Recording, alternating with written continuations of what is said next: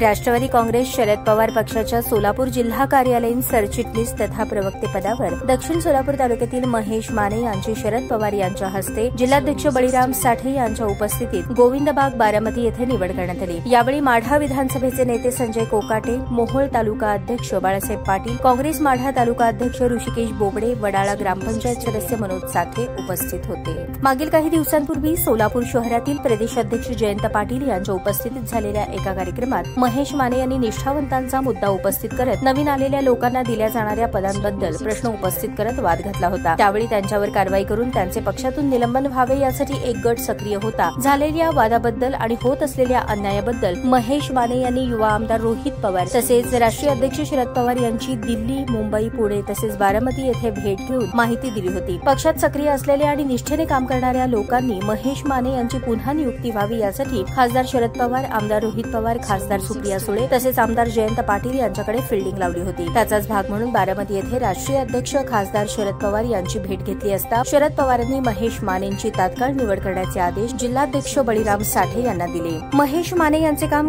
मी गेली अनेक वर्षे पाहत आहे। ते त्यांचे काम निष्ठेने आणि चोखपणे करतात। लोकसभा निवडणुकीत त्यांनी सोलापूर आणि माढा या दोन्ही मतदारसंघात संघटनेचं काम उत्तम केलं। त्यांच्याकडून घडलेला प्रकार हा उद्विग्नतेतून घडला याची मला जाणीव आहे। शिवाय त्यांनी त्याबद्दल माफी मागितली, त्यामुळे त्याविषयी पुन्हा चर्चा नको। महेश, तुम्ही पण पूर्वीसारखे सक्रिय राहून तुमचे काम करा। पक्षाच्या आणि माझ्या तुमच्याकडून अपेक्षा आहेत। येणाऱ्या काळात तुम्हाला नक्की न्याय मिळेल असे शरद पवार यांनी या निवडीच्या वेळी सांगितले।